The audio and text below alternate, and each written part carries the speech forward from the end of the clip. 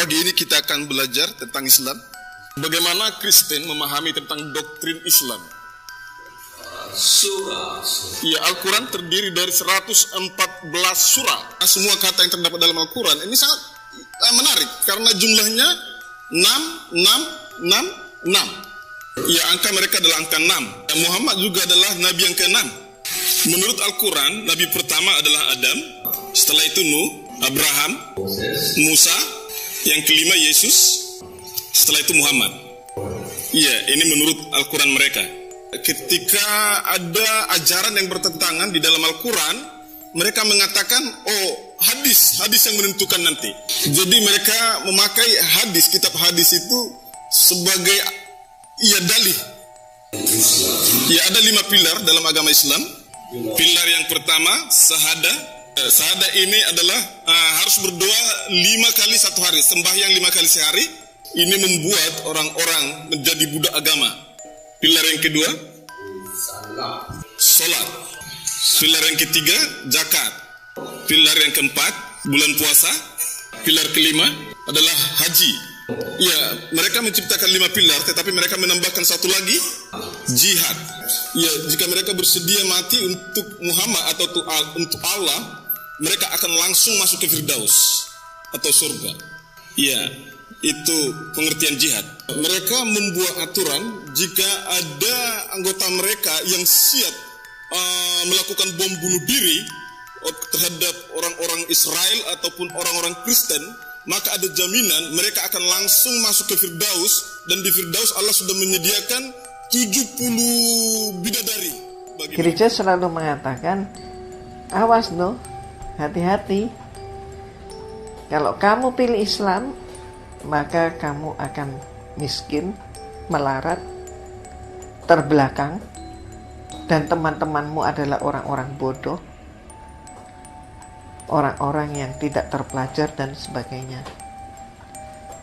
Terus jangan lupa, Islam pun membolehkan laki-lakinya untuk menikah. Berpoligami itu adalah kebiasaan orang Islam. Dan tambah lagi fitnah yang lain. Nabinya saja pedofilia dan seterusnya. Kejamnya luar biasa. Terus kemudian dengan demikian banyak fitnahan tadi, maka ada juga orang yang tidak mengerti tentang Islam, tapi dia takut, dia ngeri dengan Islam. Karena citra Islam yang demikian buruk yang mereka katakan. Apalagi dengan majalah Charlie Hebdo dan lain sebagainya. Jadi Kristenisasi itu sebenarnya memang merupakan suatu program.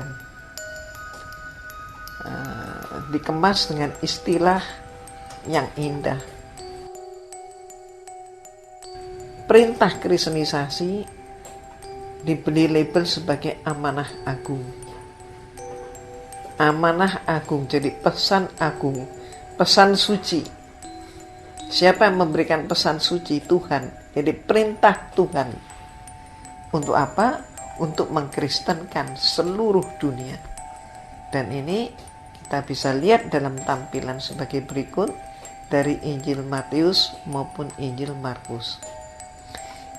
Kedua ayat ini isinya adalah perintah untuk menebar ke seluruh dunia, untuk memperkenalkan, untuk menginjili seluruh dunia, menjadikan Kristen seluruh dunia dengan cara membaptis mereka atas nama Bapa, Putra, dan Roh Kudus.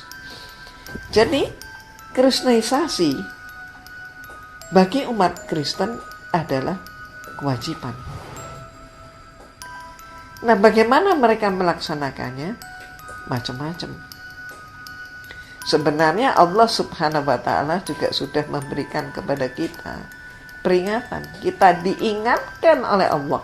Allah memberikan kita warning agar supaya kita berhati-hati, karena mereka tidak akan pernah berhenti di dalam melaksanakan misinya. Ayat itu letaknya di dalam surat Al-Baqarah ayat 120. walan tardo ankal yahudu walan nasoro hatta tattabi'a millatahum al-ayah. Mereka Yahudi dan Nasrani tidak akan senang kepada kamu kecuali kamu ikuti milah mereka. Nah, milah ini apa? Ada 3 komponen: agama, budaya, pola pikir. Inilah yang dipakai oleh mereka untuk mengikis iman dan akidah sekaligus melaksanakan kristenisasi. Dengan cara apa?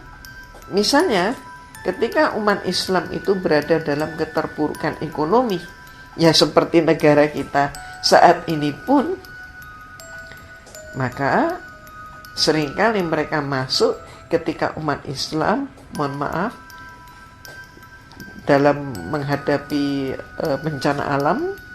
Contohnya kita lihat Aceh misalnya.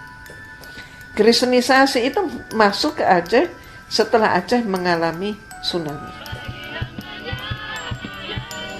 Belakangan ini kita juga lihat masuk juga ke Lombok setelah Lombok mengalami bencana alam. Juga di Palu seperti itu. Nah, mereka datang bawa makanan, bawa minuman, bawa pakaian, terus kemudian mereka juga katanya melakukan menghibur orang-orang dan anak-anak yang terkena musibah. Tapi ternyata juga kita bisa lihat di dalam video ini ada yang memercikkan air ketika memberikan konseling, maka dia pun memercikkan air. Apa maksudnya? Minimal itu adalah pemberkatan, atau ada yang menyatakan pembaptisan.